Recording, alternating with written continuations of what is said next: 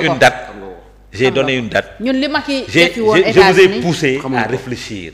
xam nga yow xamoon ni le 13 septembre Macky Sall mi ngi woon États-Unis. non mun naa ko xam ne dama koy fàtte parce que nekkuma fi di jàpp le 13 septembre wala le 11 septembre 2011 fan la Macky Sall nekkoon. loolu maintenant en termes de c'est des faits c'est des faits ngay jël da ngay jël fait. waaw mais su fekkee ay waxtaanu politique la. j'ai dit non dama ne da ngay jël fait da ngay jël fait ak date def compilation. te loolu. bu yàggee nga spéculé déglul te loolu moo agsi ba 2024 bii.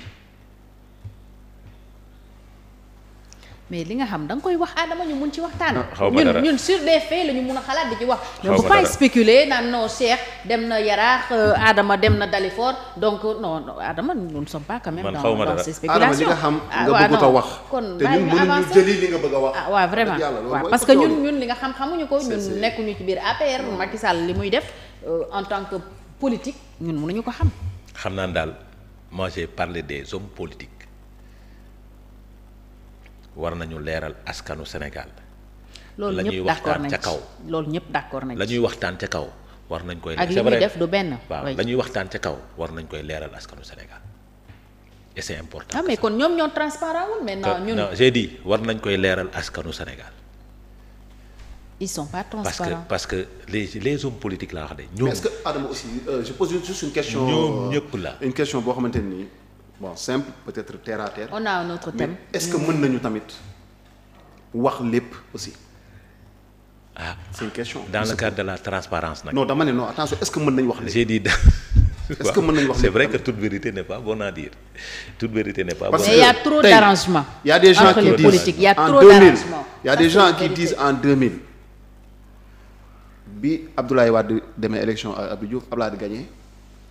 n'eût été l'intervention de certains autour peut-être que alternance bi duñ ko am peut-être que le pays aurait connu des perturbations donc loolu yëpp déggoon nañ ko mais peut-être mais il y a quelqu'un qui l'a écrit dans son livre. il y a des hommes j'ai dit non il y a quelqu'un qui l'a li ngay wax ni il y a quelqu'un qui l'a écrit dans son livre donc il y a et des c'est hommes, important il y a des hommes yoo xamante ni dignes peut-être républicains ils se sont hissés à la hauteur des enjeux dem lijjanti mbir mi wax ak avec les parties prenantes ba trouver une solution mais est-ce que aujourd'hui ces gens-là ils peuvent se permettre de tout dire.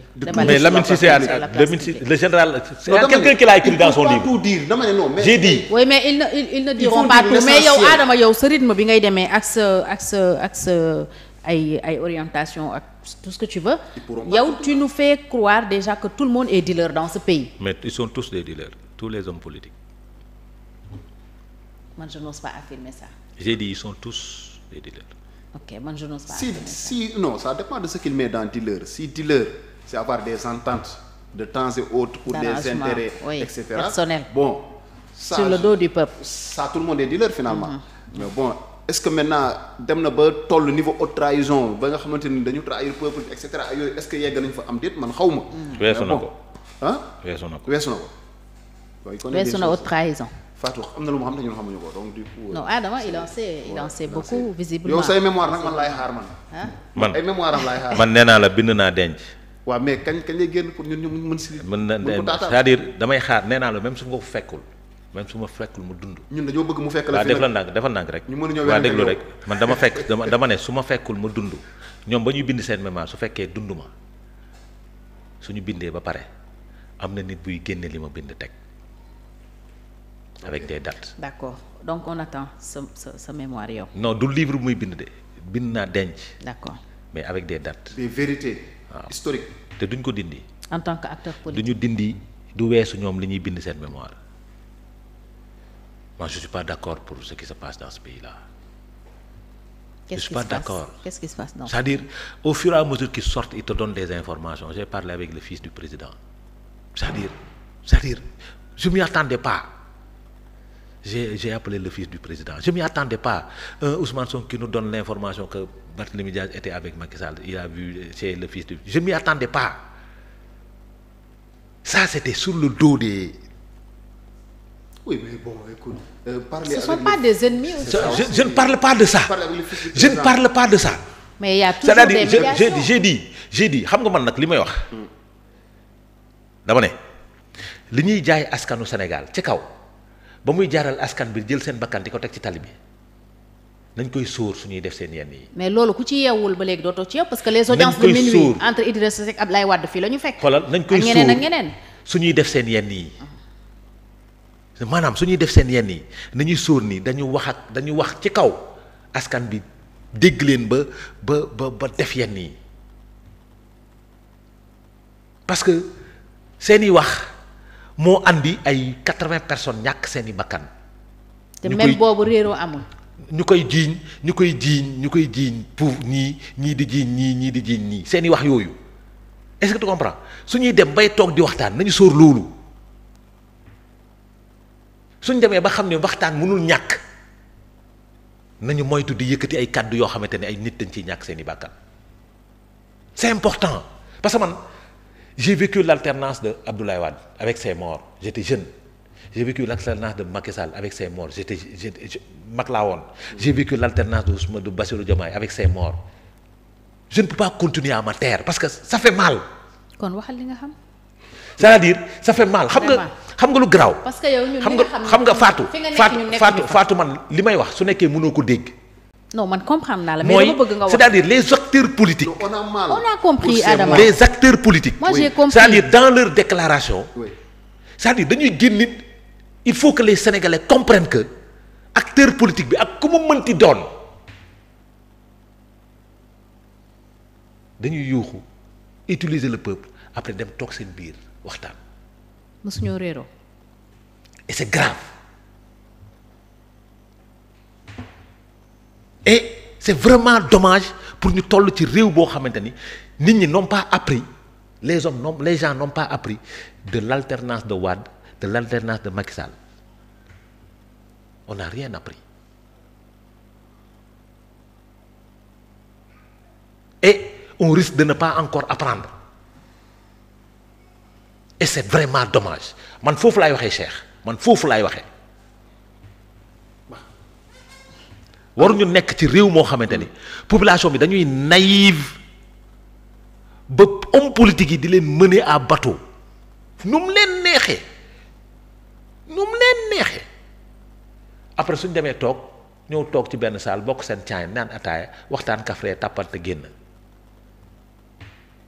je l'ai compris quand j'étais jeune lii may wax nii je l'ai compris quand j'étais jeune mon père était homme politique mais ci mbedd mi coow li su toogee émission moom ak le parti au pouvoir wax génn suñuy def débat tóor génn àndandoo naan ataaya. J'ai dit à mon père mais kon yéen ça s'est toujours passé comme ça. c'est-à-dire kon yéen nii ngeen di def quoi. mais même à l'Assemblée ça se passe comme ça. c'est-à-dire comme yéen nii ngeen di def quoi. dañuy taxaw xuloo ba nga yaakaar ni ñii buñ génnee dañuy reyante après ils vont prendre le thé ensemble. ñun le peuple bii yaakaar ni yéen ndeke c'est pas ça ci laa comprendre beaucoup de choses. c'est ce qui s'est passé avec amul benn homme politique ba ma dalee politique ba tey mosuma marche amul kenn ku may marche loo amul kenn ku may génn ci mbedd. oui mais Adama. parce que tu sais pourquoi damay xam ni tôt ou tard toutes les guerres terminent autour d'une. mais ça te des fois ci suuf lay doon sur le dos de nous tous qui s'étaient battus pour ça et après tu te dis tout ça pour ça est-ce que ça vaut la peine. Adama Cheikh ton commentaire ragal na suñu beneen thème bi dañ koy denc ba mardi parce que. man li ma Adama nous a mis trop de temps te waxuñu lu leer. li mu xam waxuñu ko nangul def ay révélation voilà am na lu mu xam nag. waaw am na lu mu xam mais Fatou man li ma gëm mooy aussi les combats il faudra les mener que ce soit avec ce régime ou avec d'autres régimes peuple bi am na ay combats am na aspiration il faut mu am combat sax pour ñu mën a yegg ci waxtaan. te gis nga. le combat du peuple. non excuse-moi. le combat du peuple c'est la cherté de la vie. C'est-à-dire ces combats-là quand quand le peuple le mène da ngay xam ni peuple bee koy mener mais les combats des hommes politiques nañuy moytu di ko mener. Adama c'est-à-dire les hommes politiques ils se victimisent ils posent des actes ils se victimisent peuple bi porter seen combat. te jaruñu ko. wallaay jaruñu ko. bon man li ma jàpp mooy c'est l'homme politique qui parle que di jaruñu ko.